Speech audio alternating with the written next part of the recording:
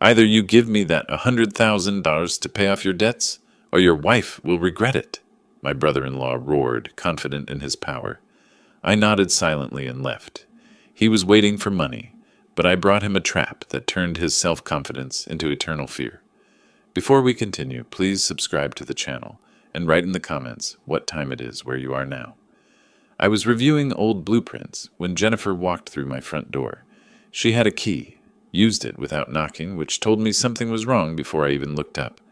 The portfolio sheets from my Phoenix Medical Center project slipped from my hands as I watched her drop her purse by the entrance. Mascara smudged, hands shaking. She collapsed onto the leather couch. "Dad, I didn't know who else to call."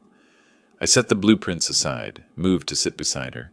My coffee had gone cold an hour ago, still sitting on the side table. February afternoon. Light slanted through the blinds, dust particles suspended in the air between us. What happened? "It's Brian," her voice cracked. "He's in trouble. Real trouble." I placed one hand on her shoulder briefly, then stood and walked to the window. The neighbor's oleander hedge needed trimming. I focused on that instead of the tightness spreading through my chest. "Tell me everything." She did. Fragmented confession. Underground poker games. Promises that it was under control. Bookmakers with reputations for breaking more than promises. The number came out hesitantly, like she could soften it by whispering, $87,000, Dad. My hand tightened around the coffee mug I'd picked up without thinking. The ceramic warmed against my palm. I didn't raise my voice. Didn't need to. "Jennifer, do you remember what I said 5 years ago? Before the wedding?" "Dad, please don't." "I'm not saying I told you so. I'm asking if you remember." She looked at the floor. "You said he wasn't ready." "That we weren't ready." "And now?" Silence answered better than words. She cried into her hands while I stared at that oleander hedge.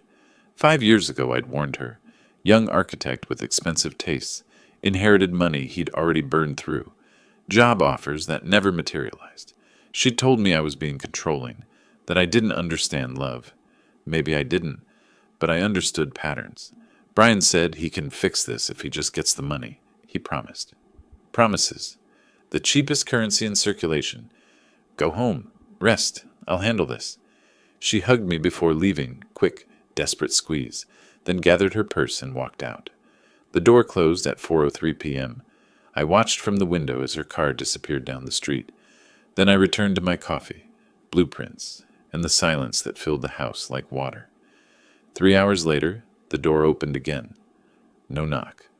Brian walked in like he owned the place. 7 o'clock. Winter darkness pressing against the windows. He wore a pressed shirt, expensive watch, catching lamplight. Sat in the armchair across from me without invitation, arms spread across the back, like a king claiming his throne. "Let's skip the small talk. I need $100,000. I studied his face. Confident smile, steady eye contact, not a tremor anywhere. Either he was a better actor than I'd given him credit for, or he genuinely believed this would be easy. That's a significant amount. 5 days, Ronald. He leaned forward. The watch glinted again, probably cost $3,000 he didn't have. "Either you give me this money or your daughter will regret it. You know what kind of reputation these people have." The threat hung in the air between us. Not physical, he was too smart for that. Psychological. Carefully calibrated pressure through Jennifer's safety. Through my fear. I let the silence stretch. 15 seconds. Long enough that his smile faltered slightly at the edges. Then I nodded once. 5 days. I'll need time to gather that amount. He stood, adjusted his jacket. "Smart choice, old man. I'll be back Friday evening." The door clicked shut behind him. I didn't move for a full minute, just sat there listening to his car start outside. Engine rumble. Tires on asphalt. Silence returning. Then I walked to my office. The safe was behind a framed architectural drawing of my first major project. Phoenix Community Library, 1987. I moved the frame aside, entered the combination I'd memorized 30 years ago. Inside, property deeds, investment documents, legal papers from 3.5 decades of building other people's dreams. I pulled out the folder labeled Phoenix Development Projects 2024-2025. Spreadsheets, market analyses, zone change proposals. All the research I'd done last year when I was considering one final investment before full retirement. I decided against it then. Too risky, too much work. Better to enjoy my savings. But risk is relative to stakes. I picked up my phone, scrolled to Kevin Foster's contact, my former business partner. He'd stayed in the game when I'd retired, still consulting on commercial developments across Phoenix. He answered on the second ring. "Kevin, it's Ronald Parker." "Ronald, haven't heard from you in months. How are you?" "I need your advice on something. Real estate matter. Can we meet tomorrow morning?" Brief pause. Kevin knew better than to ask questions when I used that tone. "Of course. 7:30 at the usual spot?" "Perfect. See you then." I hung up and looked at the documents spread across my desk. Brian thought he was playing me. Thought he could walk into my home, threaten my daughter, and I'd simply hand over money like a frightened old man. He had no idea I'd spent 35 years solving problems more complex than him. This was just another blueprint, and I always finished what I started. Dawn broke over the Sonoran Desert as I drove east through Phoenix. Sparse traffic, winter light turning saguaros into dark silhouettes against pink sky. I'd barely slept, but my hands were steady on the wheel. Brian's smirk kept replaying in my mind, not with fear, but with clarity. The cactus bloom sat where it always had, weathered stucco and neon sign barely visible in the early light. Kevin's truck was already in the lot. He'd ordered coffee by the time I slid into the corner booth. Steam rising from 2 cups, morning heat not yet strong enough to overpower the diner's air conditioning. "You sounded different on the phone last night. What's going on?" "I need information about the current market, specifically undeveloped land." Kevin poured cream into his coffee, careful spiral pattern. "You thinking about coming out of retirement, building something?" "Something like that. What's available on the east side?" "East side? Nothing worth touching." He paused, set down the creamer. "Unless there's one parcel. 3.2 acres. Family's unloading it for $45,000. "Why so cheap?" "Wrong side of Highway 60. No utilities. Been sitting 2 years." I watched his face. Kevin had always been terrible at hiding when he knew something valuable. "But," he grinned, "but city council's voting next month on commercial rezoning. That parcel will be adjacent to the new complex. Give it 12 months, Ronald. It'll triple, maybe more." My finger tapped the table once. "Old habit," Kevin noticed. "You're certain about the rezoning?" I reviewed the development maps myself. It's happening. He pulled out his phone, opened a real estate app, slid it across the table.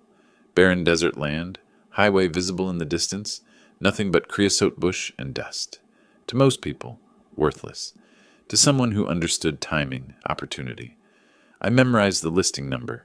"Just exploring options," I said. Kevin studied me over his coffee cup. 30 years of partnership meant he could read my tells, but he also knew when not to push. We finished breakfast talking about his current projects, his daughter's college plans, the usual comfortable topics. I paid the check and left by 8:30, heading back through Phoenix as morning traffic began building. The phone rang at 2 o'clock. "Hey, Dad, how are you?"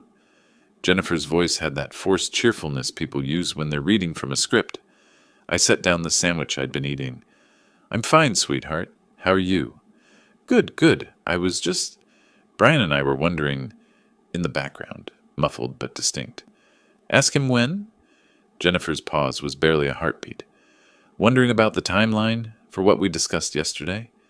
I closed my eyes.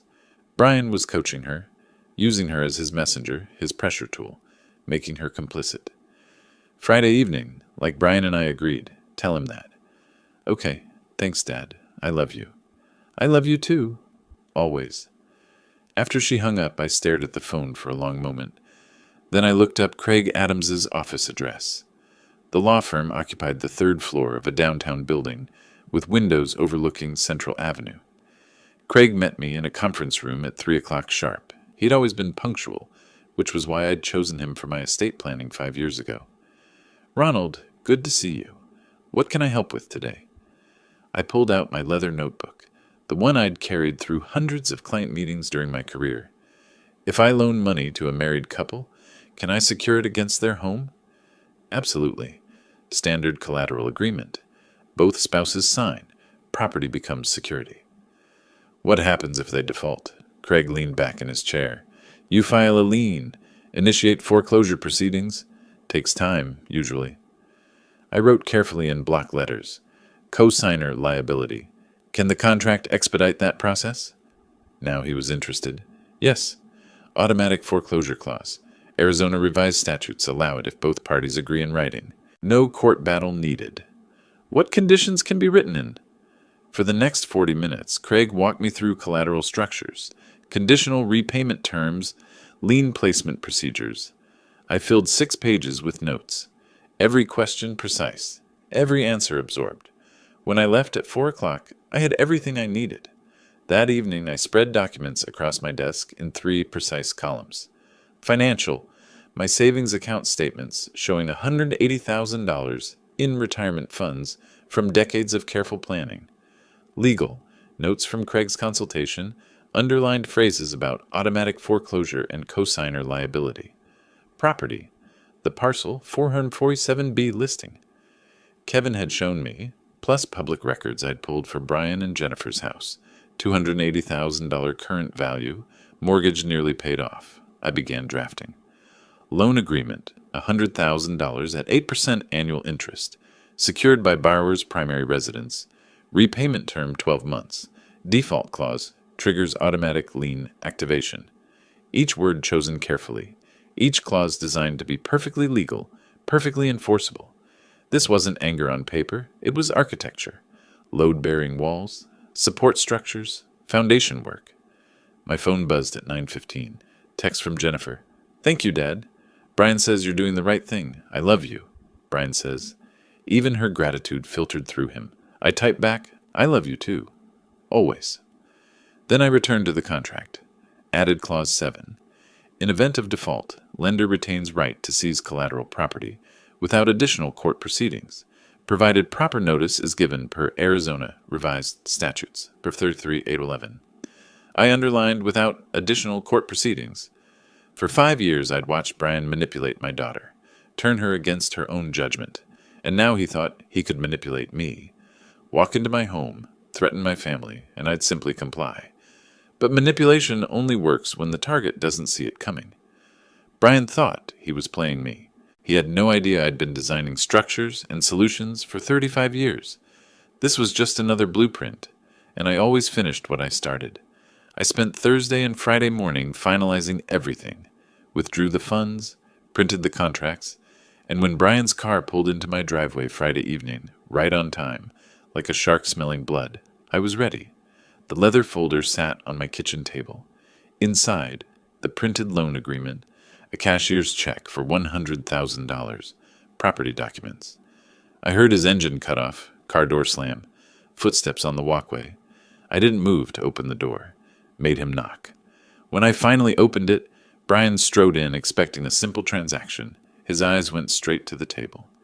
You have the money? I gestured to the kitchen. Sit down first. We need to discuss terms. His face darkened. Terms? You said 5 days. It's been 5 days. And I have what you need.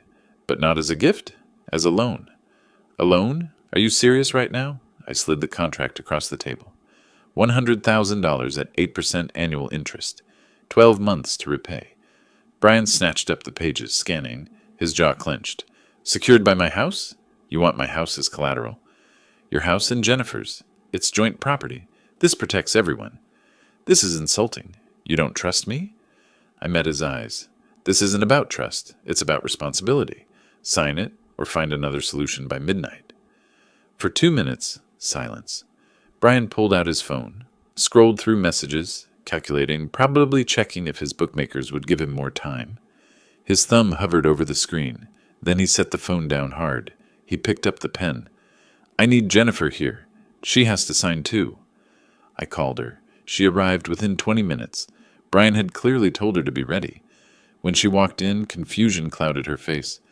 Dad, what's going on? Brian called me over. Everything's fine, sweetheart. I'm helping with Brian's situation, but we need proper paperwork. Paperwork? Just a loan agreement, standard documentation. You'll need to sign as co-owner of the house. She glanced at Brian. He nodded slightly. She turned back to me, trusting. Okay, if you think it's necessary. I placed the pen in her hand. She barely glanced at the document before signing, looking at my face instead of the contract. That look, complete faith in her father, made my chest tighten. But I needed this protection in place. For her, even if she couldn't see it yet. I witnessed both signatures, added my own, handed Brian the cashier's check. He stood, holding it. Satisfied now? I'm satisfied that everything's legal and documented. 12 months. I'll have this paid back in 6. I hope you do. He turned toward the door. Come on, Jennifer. We're done here. They left without another word. The door clicked shut. I stood alone in my kitchen, the signed contract on the table. 3 weeks passed. Radio silence. Brian paid off his bookmakers, I assumed, since nobody came looking for him. Jennifer called twice in early March, voice light with relief. Thank you so much, Dad. The nightmare's over. I didn't correct her, just listened, made appropriate sounds, told her I loved her. During those weeks, I executed Phase 2. I contacted the title company handling Parcel 447B, used $45,000 from my remaining savings, money I'd kept separate from the loan funds. The closing took 12 days, standard procedure. By mid-March, the deed was registered in my name alone. 3.2 acres of desert scrub on the wrong side of Highway 60. To anyone else, worthless. To me, opportunity. Simultaneously, I reached out to Marcus Webb. We met at a coffee shop on the north side, neutral territory, nowhere Brian would recognize. Marcus arrived early, already nursing black coffee when I walked in. 67 years old, retired Phoenix PD detective. Sharp eyes that still scanned rooms by habit. Ronald, been a while. What's this about? I need to document someone's activities. Gambling related. His expression didn't change, but something shifted in his eyes. Understanding. For legal proceedings? Potentially, I need facts, not assumptions. Public records first, then observation if necessary. Nothing illegal. Exactly, just the truth. Marcus taught me how to access court filings, check for previous gambling-related incidents, monitor social media patterns. He also agreed to conduct discreet surveillance when opportunities arose. Not entrapment, documentation. By late March, I had a system. Black notebook, block capital entries, dates underlined twice, each observation logged with precision. March 28th entry. Brian observed entering location on Mill Avenue, Tempe, 9:47 p.m. Exited 1:23 a.m. Pattern consistent with previous reports. I closed the notebook, placed it in my safe alongside the loan documents. 1 month after the signing, I sat in my office reviewing 3 files. The signed loan agreement with 11 months remaining, the deed to Parcel 447B, already appreciating as rezoning news circulated, estimated current value $65,000, and Marcus's preliminary report confirming Brian had returned to poker games. I didn't feel victorious, just patient. I opened my calendar, counted forward 12 months to late February 2026, circled the date, set a reminder, but I knew things would likely accelerate before then. Brian thought he'd gotten what he wanted, $100,000, a father-in-law who'd folded under pressure. But architects don't fold.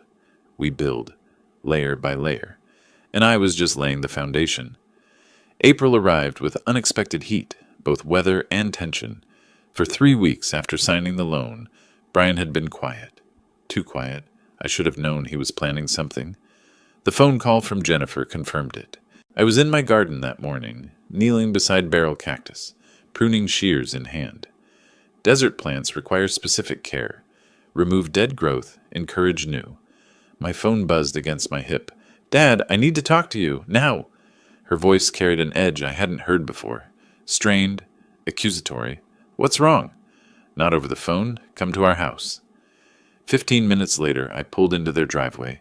Brian's car was there. He'd orchestrated this. Jennifer opened the door, arms crossed, no greeting. We moved to the living room.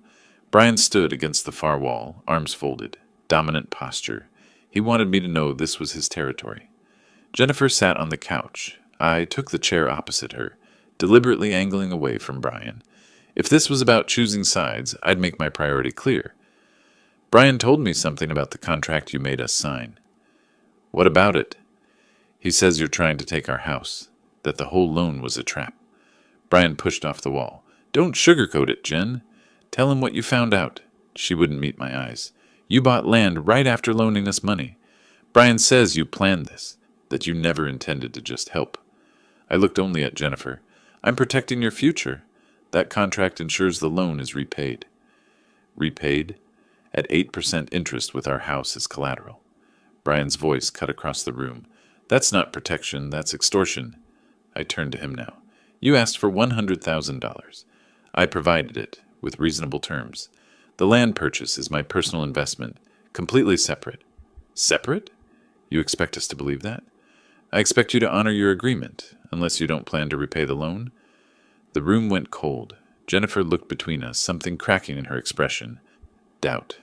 First time I'd seen her question me in years. The visit ended with stiff goodbyes. Jennifer didn't hug me, just stood in the doorway, arms still crossed, while I walked to my car. 2 days later, the courier arrived. Legal documents, official letterhead, Brian Turner versus Ronald Parker, civil lawsuit for emotional distress and financial coercion. The complaint alleged I'd exploited a family crisis to manipulate my daughter and son-in-law into signing an unconscionable contract under duress. Sought remedy, void the loan agreement. Court date, early May. 3 weeks away, I read it twice, then spread the pages across my kitchen table, yellow highlighter in hand. Marked key phrases. Unconscionable. Duress? Coercion? Brian was smarter than I'd estimated, or had consulted someone who was. That night, I lay in bed, eyes open. Clock read 2:17 a.m., then 3:44 a.m., then 4:56 a.m. For the first time since this started, doubt crept in. If the loan was voided, I'd lose leverage. Be out $100,000. And Jennifer, she'd stopped calling. Brian's influence spreading like poison. I needed verification. Amanda Sims came recommended by Craig Adams, notary public, paralegal specialist, document verification expert. Her office occupied a small suite in Scottsdale. Professional but unpretentious. She reviewed the loan contract for 30 minutes straight, making notes, cross-referencing Arizona statutes. Finally looked up. This is solid. Every clause is enforceable. But he's claiming coercion. Can he prove you threatened them? Withheld information? Misrepresented the terms? No. Brian signed because his bookmakers were threatening him. Jennifer signed because she trusts me. Amanda paused. That's his angle then. Your daughter's trust. He'll claim you exploited it. The words hit harder than expected. How do I counter that? Prove he's the manipulator, not you. Show he's still gambling, still irresponsible. Make the court see who really deserves protection here. I mentioned Marcus's documentation. Amanda's eyes sharpened. If you can show Brian's continued gambling after receiving the loan, it proves he's financially irresponsible, not coerced. That strengthens your position considerably. She also recommended I document my own motivations. Write down exactly why you structured the loan this way. Focus on protecting Jennifer. Make it clear your intentions were paternal, not predatory. I left her office with an action plan. That evening, I called Marcus. I need everything you've documented on Brian. Comprehensive report. Some might not be courtroom admissible, but it'll give you leverage. Leverage is exactly what I need. Ronald, are you sure you want to go this route? Once this information comes out, there's no going back with your daughter. Long pause. Outside my window, the desert sunset painted everything orange and purple. If I don't fight this, Brian wins, and Jennifer loses everything. I'll take the hit if it means she's protected. That night, I sat at my desk with a yellow legal pad, wrote in longhand first, crossing out phrases, rewriting sections. Why I structured the loan with collateral, statement for legal record. My daughter Jennifer married Brian Turner 5 years ago against my counsel. Over those years, I observed financial instability, secrecy, and control. When he approached me demanding $100,000, I faced a choice. Enable his behavior with a gift, or create accountability through structure. I chose structure, not to take their home, but to ensure my daughter wouldn't lose everything if Brian failed to change. I expected repayment. I hoped for his success. But I prepared for his failure. That is not manipulation. That is protection. I typed it formally on my computer, printed 3 copies, filed one in my safe. Brian wanted to paint me as a villain, but I'd spent 35 years building things that lasted. Foundations don't crack under pressure. They hold, and I was about to show him exactly how strong mine was. The weeks between mid-April and early May felt like standing in desert sun, slow, burning, testing endurance. But the court date arrived regardless. I stood before my bathroom mirror that morning, adjusting a tie I hadn't worn in 2 years. Dark suit, pressed shirt, the uniform of professional presentation. My reflection showed a man preparing for battle, not retirement. The Maricopa County Courthouse hallway was all beige walls and fluorescent lighting. I sat on a wooden bench, leather briefcase beside me, reviewing my written statement one final time. Across the hall, Brian stood with Jennifer and their attorney, a younger man in an expensive suit, probably costing what I'd paid for my first car. Jennifer glanced at me once, then away. The distance between us wasn't just physical. A woman sat down beside me, well-dressed, composed, holding her own legal folder. After a moment of shared silence, she spoke. "First time dealing with family matters in court?" I looked at her, assessed quickly. Honest face, tired eyes that had seen their own battles. "My son-in-law is suing me. Claims I coerced him into a loan agreement." She nodded, knowing smile touching her lips. "Let me guess. He needed money desperately. Signed willingly, now regrets the terms?" "Exactly that. My son forged my signature on property documents. Family betrayal has a predictable pattern." She extended her hand. "Patricia Morrison. Ronald Parker." A court clerk appeared, announced a 30-minute delay. Scheduling conflict. Patricia and I remained on the bench, and somehow the conversation continued. "What was his crisis?" she asked. "The one that made him need money?" "Gambling debts, underground poker, about $87,000. Patricia leaned forward slightly, voice lowering. "Did he report any gambling winnings to the IRS?" "I doubt it." "Then you have leverage. Tax fraud destroys credibility. Courts won't sympathize with someone actively defrauding the government." My mind sharpened. Marcus's surveillance documented Brian's gambling, but I hadn't considered the tax angle. Patricia pulled a business card from her wallet, wrote her personal number on the back. "I ran an accounting firm for 30 years. If you need help after this hearing, call me." My case was called. The courtroom was small, wood-paneled. The judge, a stern woman in her 50s, presided from the bench. Brian's attorney argued emotional coercion, exploitation of trust. I delivered my counter calmly, reading from my prepared statement. I provided financial assistance with standard lending terms to protect my daughter's assets. The borrower signed willingly to resolve his gambling debts. I presented Marcus's report. Dates, locations, photographs. Brian returning to gambling within weeks of receiving the loan. The judge reviewed the contract thoroughly, listened to both sides, finally spoke. "The contract appears legally sound. I find insufficient evidence of coercion or misrepresentation. Motion to void, dismissed." But she added, looking directly at me. "However, I caution against excessive control of family finances. Proceed carefully." Brian's face reddened. Jennifer looked confused, not relieved. I found Patricia in the courthouse cafe. Afterward, small space with vending machines and plastic tables. She'd already secured a corner table, coffee steaming in front of her. "How did it go?" I allowed myself a small smile. "Case dismissed." She raised her cup. We talked for an hour, not just about legal matters. Patricia shared her story. Widowed 10 years ago, built her accounting business from nothing, recently discovered her son's betrayal attempt. I talked about Jennifer's mother, who died 12 years ago, about my architecture career, about disappointment. There was an ease between us, recognition of shared understanding. "I can analyze financial records," Patricia offered, "trace gambling expenditures, build patterns. If you're serious about protecting your daughter long-term, you need more than surveillance photos." That evening I sat in my home office, Patricia's business card on my desk. I realized my plan had evolved, not just recovering the loan, but creating conditions where Brian self-destructed through his own recklessness. I picked up my phone, texted, "Dinner tomorrow, I'd like to discuss your offer." Her response came within minutes. 7 p.m., I know a place. I looked at the parcel 447B deed on my wall, recently framed, property already appreciating as development news circulated. For weeks, I'd been building a structure with one blueprint, but Patricia had shown me a different design, one where Brian didn't just lose to me, He lost to himself, and that was far more permanent.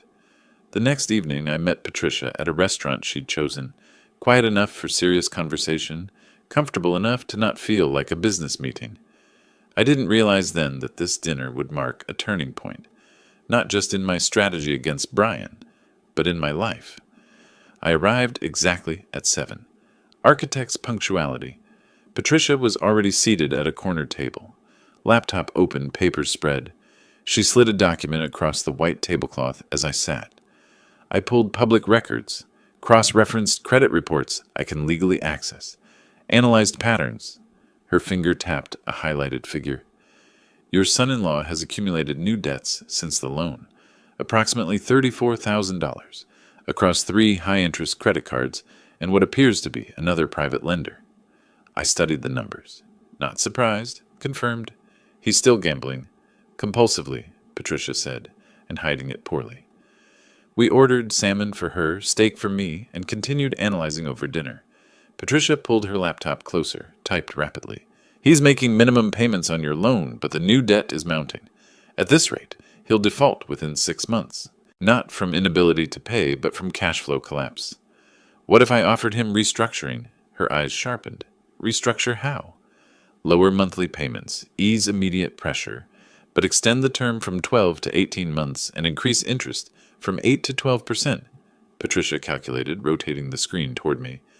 That raises total debt from $100,000 to approximately $135,000. He'd be in deeper, but feel like you're helping him. Exactly. The following week, I contacted Craig Adams to draft restructuring documents. He warned about the judge's caution. I countered that I was offering relief, Brian's choice to accept or decline. I didn't call Brian directly. Sent the offer through formal letter. He called within 2 days. You're serious about this? It reduces your monthly burden from $800 to $550. Gives you breathing room. What's the catch? 18 months instead of 12. Interest increases to 12%. But if you can't manage current payments, this helps. Pause. I can manage $550. Then we have an agreement. Mid-June brought unexpected news. The Phoenix Planning Department confirmed. Parcel 447B officially included in the commercial development zone. I hired an appraiser for current valuation. The estimate, $180,000, 4 times my purchase price in 3 months. I called Kevin Foster. You were right about the rezoning timeline. I heard the shopping complex broke ground last week. Your land will be prime retail access. You could sell today for $180, easy. I didn't plan to sell, but I recognized leverage. I invited Brian to lunch at a diner, neutral territory, my choice of setting. Discussed the restructuring terms casually, then mentioned, almost as an afterthought, I invested in some land east of the city in March. It's appreciated significantly due to development plans. Brian's interest visibly perked. Gamblers are drawn to winning opportunities. How much appreciation? Bought at 45. Current appraisal is 180. That's significant. Commercial development. I'm considering selling a 40% stake. $80,000 for someone who can move quickly. Why offer it to me? Family. Despite our differences, I believe in giving opportunities. The hook was set. Over the next 2 weeks, Brian secured a high-interest personal loan, $80,000 at 15% from a predatory lender. Signed promissory note for the land stake, payable in 12 months. What he didn't realize, I controlled the sale timing, written into the agreement.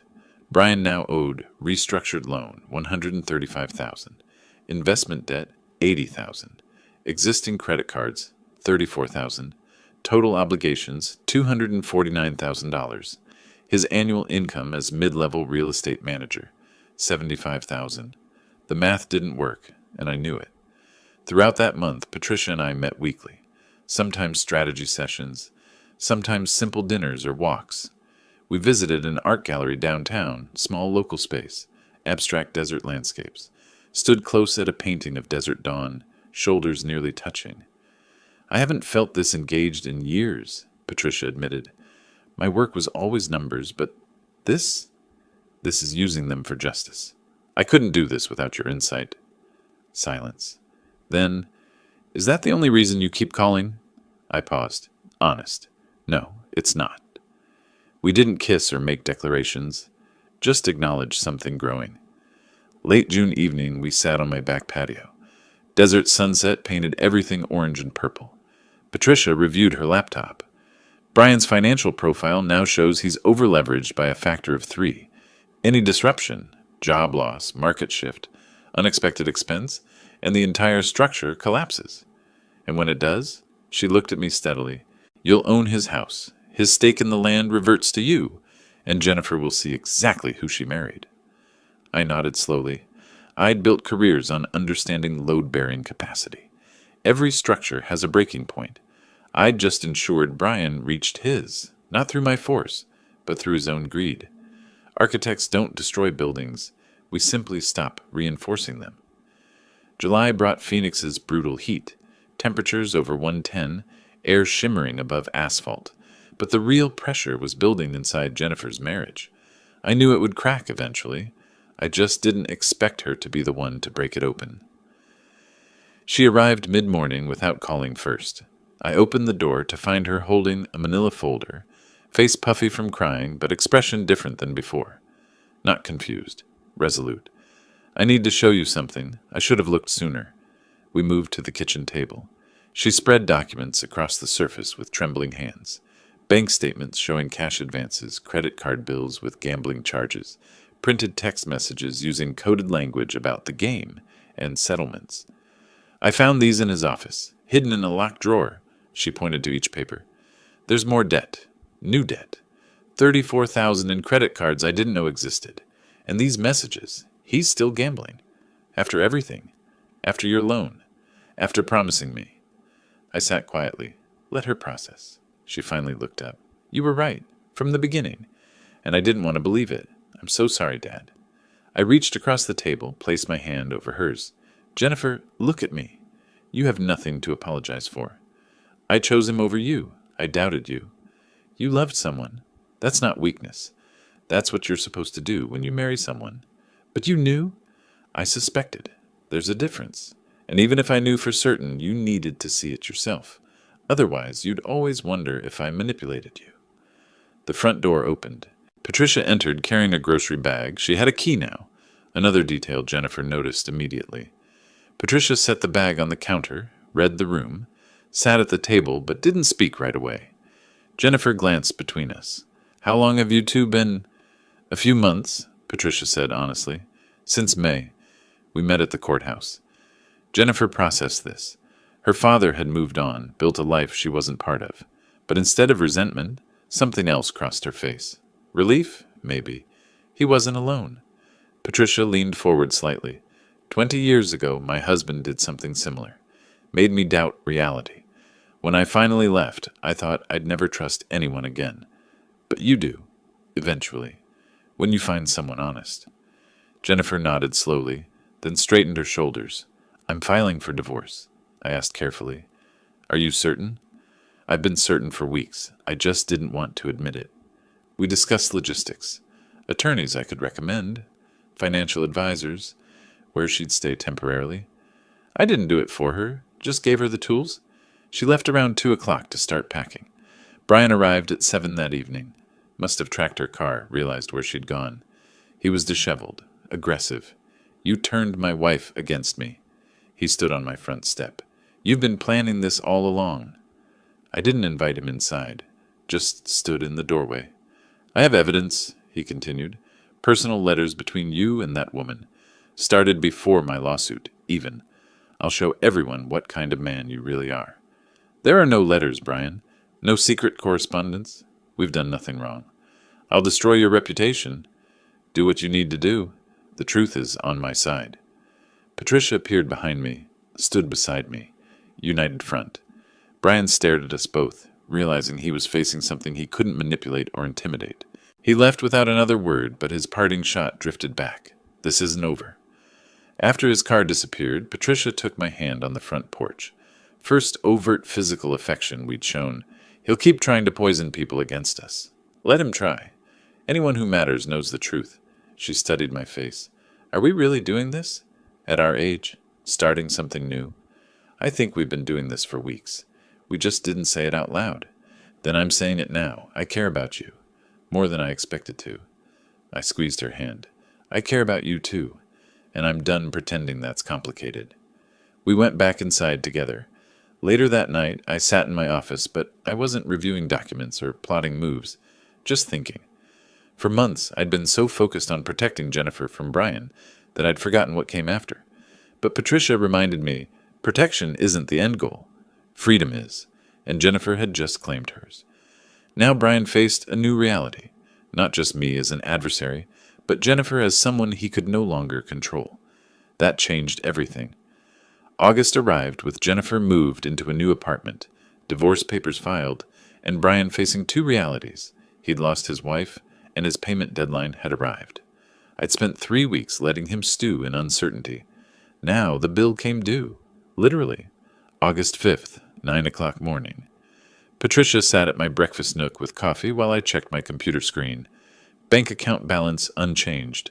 No incoming wire transfer. The phone rang. Craig Adams. Ronald, have you received the $80,000 from Turner? Nothing. Then we activate the penalty clause. Failure to pay triggers a $15,000 late fee, plus daily accrual at 5%. Do I have authorization to proceed? I glanced at Patricia. She nodded slightly. Proceed. Patricia pulled her laptop over, opened her spreadsheet. Let me update the full accounting, she typed quickly. Investment loan, $80,000, plus late fee, $15,000 equals $95,000. Restructured loan now at $118,000. 10 months into the 18-month term, interest accrued. Total owed to me, $213,000. That afternoon, 3 missed calls from Brian. Then a text. Need to talk, please. We met at a coffee shop, neutral territory. Brian looked terrible. Weight loss, unshaven, dark circles. He slid paperwork across the table with shaking hands. I sold my car. $18,000. It barely covers 1 month. He hunched forward. I can't make the payment. You know I can't. Can we negotiate an extension? I studied him. You've had 12 months since the original loan, 6 months since restructuring, 3 months since the investment agreement. What would 3 more months change? His honesty surprised me. I thought I could win it back. The gambling. I thought one good streak and I'd be clear. That's the problem, Brian. You always think the next hand will fix everything. What do you want from me? You've already won. You destroyed my marriage. You're taking everything. I leaned back. I wanted you to change. To choose my daughter over your addiction. You never did. So yes, I'll take the house. I'll take the investment stake. And I'll consider us settled. But that's not winning. That's just consequences. Mid-August, Craig filed official legal demand for debt collection. The process moved quickly. Those automatic foreclosure clauses from the original contract did their work. Brian had 30 days to respond or vacate. He didn't contest. Knew it was futile. Meanwhile, I structured Jennifer's protection. Arizona community property law entitled her to half the house value, $140,000. I arranged to transfer that amount to her as a gift once foreclosure completed. She hadn't created this situation. She shouldn't suffer for it. The same week, I received an offer on parcel 447B. The shopping complex developer wanted the land for parking expansion, $285,000. I accepted immediately. I'd bought it for $45,000 in March. Brian's 40% stake reverted to me when he defaulted on the investment loan. Net profit, $240,000. Brian learned about the sale later through real estate connections. Called me, voice hollow. You planned all of this. The loan, the restructuring, the land deal. You wanted me to fail. I didn't deny it. I gave you every opportunity to succeed. Lower payments, investment opportunities, time extensions. But you chose gambling over responsibility. Every single time. I didn't make you fail, Brian. You did that yourself. I just stopped enabling it. Silence. Then, did you ever believe I could change? I paused, honest. For Jennifer's sake, I hoped. But no, I didn't believe it, and I was right not to. Late August evening, Patricia and I sat at my kitchen table with a modest bottle of wine. She had her spreadsheet open one final time. Total debt Brian owed, $213,000. Total you recovered, she calculated. House value minus Jennifer's gift, $140,000. Investment stake reversion, $80,000. Land sale profit, $240,000. Total, $460,000. She looked up. You could have simply foreclosed in March, taken the house after the first default window. Then Brian wouldn't have learned anything, and Jennifer might have blamed me forever. Patricia closed the laptop. Now Jennifer's free, financially stable, and knows exactly who Brian is. That was the real goal, wasn't it? I nodded. We clinked glasses quietly. Not triumphant celebration, just acknowledgement. I'd spent 35 years building structures that would outlast storms and earthquakes. This was no different. I built a trap so perfect that Brian's own weight collapsed it. Not my force. His. September moved into its final week with Jennifer settling into her apartment. Brian apparently leaving Phoenix, rumors through Kevin's real estate connections, and one last piece of business, selling the house that had started everything. Not for revenge, for closure. Early September morning, Maricopa County Courthouse. I sat at the plaintiff's table with Craig Adams. Brian sat alone across the aisle. His attorney had withdrawn when the fees stopped coming. The judge reviewed the file. Loan documents, payment records, default notices, penalty assessments. She looked up at Brian. Mr. Turner, do you contest the foreclosure? Brian's voice barely carried. No, Your Honor. The record shows you signed a loan agreement willingly, secured by your marital property, and failed to make scheduled payments. The property at 2847 Desert Bloom Drive is hereby transferred to Ronald Parker, in full satisfaction of outstanding debt. The gavel fell, one sharp crack. Brian stood, walked out quickly, never looked my direction. Outside on the courthouse steps, September sun bright and hot, Jennifer waited. She wore nurse's scrubs under a cardigan, heading to work after. She hadn't wanted to be inside for the hearing. Too painful. But she wanted to be there when it ended. Is it done? I nodded. 5 years. That house was supposed to be our future, and now it's just gone. That house was built on lies. Now you get to build something real. I handed her an envelope. The check inside. $140,000. Her half under Arizona community property law. She stared at it. This is too much. This is what you're entitled to. It's yours. Tears formed but didn't fall. Thank you. For not saying, I told you so. For just being my dad. Mid-September, I helped Jennifer move into her Tempe apartment. 2 bedrooms, bright windows, affordable on her nursing salary. Patricia came too. The 3 of us carried boxes upstairs, assembled furniture, hung curtains. Jennifer mentioned she'd started therapy, processing the manipulation, rebuilding self-trust. She'd also enrolled in ICU certification courses. I didn't hover, just supported. Before we left, Jennifer hugged us both. I'm glad you found each other. You deserve happiness too. Permission and acknowledgement. Her father had moved on, and that was okay. That weekend, I hosted a small dinner at my house. Kevin Foster, Marcus Webb, Craig Adams, Amanda Sims, Jennifer. Not lavish. Grilled chicken, salad, Patricia's homemade dessert. But the first time I'd entertained since retirement. I raised my water glass. I want to introduce someone officially. This is Patricia Morrison, my partner. No awkwardness, no lengthy explanations. People who mattered accepted it immediately. We discussed fall plans. Patricia and I were taking a week to Grand Canyon in October. Neither of us had been in years. Jennifer offered hiking trail recommendations. Normal conversation about future, not past. 2 days later, my phone rang at 8 p.m. Unknown number. I almost didn't answer. Brian's voice came through rough, slightly slurred. You destroyed everything. My marriage, my home, my career. People in real estate won't touch me now. You planned this from day one.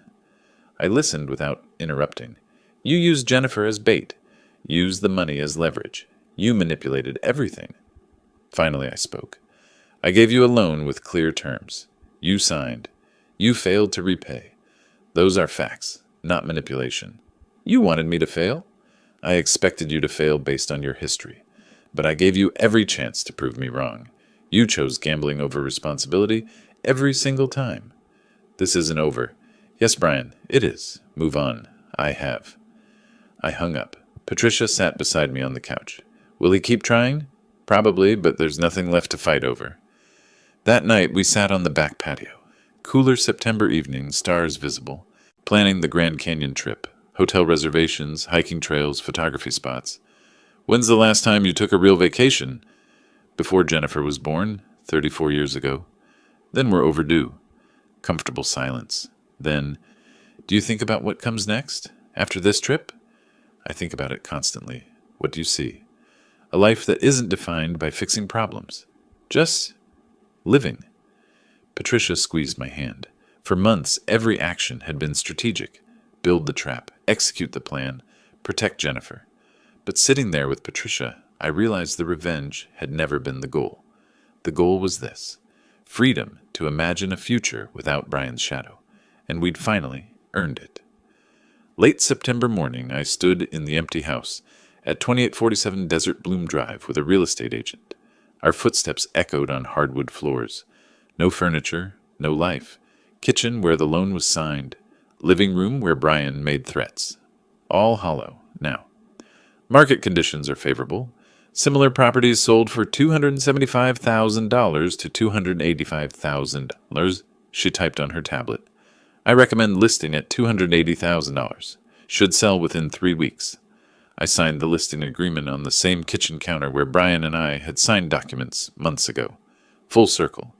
The agent left. I stood alone for a moment. No satisfaction, no grief, just acknowledgement. This chapter was closing. 3 weeks later, mid-October, the house sold for $280,000 cash to a young couple. First-time buyers, ironically. I structured the proceeds carefully. Jennifer already had $140,000 from the foreclosure settlement. From this sale, I allocated an additional $40,000 to her. Total, $180,000. Enough for a house down payment in a year or two. Emergency fund, career investment. For myself, $100,000 covered my original loan. The remaining $140,000, combined with the land sale profit, meant security. Not wealth, but stability. More importantly, Jennifer was financially independent. Late October, Patricia and I visited Jennifer's apartment. She'd decorated plants, artwork, photos. Noticeably none of Brian. I passed. She showed us her certification. ICU certification. Hospital's moving me to critical care with a 22% salary increase. That's wonderful, Patricia said. And I'm dating someone, just casually. A respiratory therapist from work. Jennifer smiled. I'm learning to trust my own judgment again. That's better than happy. That's solid. She handed us a framed photograph, the three of us from moving day, laughing while assembling furniture. On the back, she'd written, "My real family." Patricia and Jennifer had developed their own relationship. Coffee every week, separate from me. I was glad for it. Through Kevin's real estate connections, I learned Brian had moved to Tucson, trying to start over, but his reputation followed. Gambling history, foreclosure, financial irresponsibility. Last Kevin heard, he was working as a rental property manager, much lower status than before. I felt no triumph hearing this, just recognition that consequences are permanent. I didn't share it with Jennifer. She didn't ask. Brian had become irrelevant to our lives. Early November, Patricia officially moved into my house. Not as a guest, as a co-owner. We'd refinanced in both names, redecorated together. Her touches. New cream curtains, rearranged furniture, our joint photograph on the mantel. It wasn't Ronald's house anymore. It was our house. We took the Grand Canyon trip, 1 week in late October.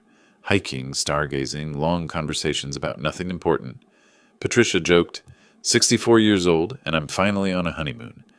Better late than never. We weren't married, neither felt the need for formality, but we were committed, building a life together. Mid-November evening, we sat on our back patio wrapped in blankets, drinking coffee. The season had changed, cooler air, earlier sunset. Discussing next year, maybe sell the house, buy something smaller, travel more. Patricia wanted to visit Sedona. I suggested taking Jennifer along. Normal plans, future-focused. Do you ever think about Brian? About everything that happened? I considered. Sometimes, but not with anger. More like looking back at a completed project. What did you build? Protection for Jennifer, a structure that couldn't be manipulated. Long pause. But mostly, I built space for this. For us. For a life that isn't about fighting. The sun set over the Arizona desert. Orange and purple sky. Silhouette of saguaros. Vast empty landscape symbolizing possibility. You know, I spent 60 years building structures for other people. Designing their homes, their businesses, their dreams. I was good at it. But I forgot to build something for myself. Patricia squeezed my hand. It's time now to build my own life. Our life. What does that look like? I smiled, genuine, relaxed. I don't know yet. That's the best part. We sat in comfortable silence. Justice wasn't about destroying Brian. It was about freeing Jennifer, freeing myself, and discovering that even at 62, it's not too late to start building something new.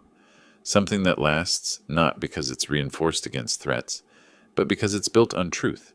Patricia taught me that. Jennifer showed me it was possible. And I finally learned to stop being the architect of everyone else's happiness and start constructing my own.